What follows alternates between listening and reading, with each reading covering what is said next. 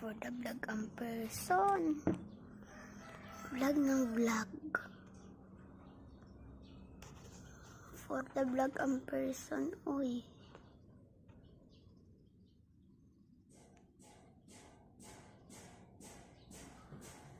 Ano ba binablog niyan? Tingnan natin guys. I-zoom ko nga ulit. Ay, super zoom na to guys. Hi, Diyos mio, anong ginagawa niyan?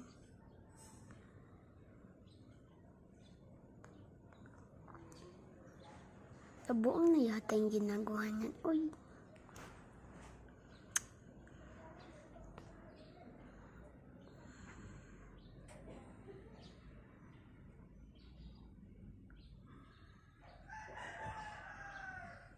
For the buong person.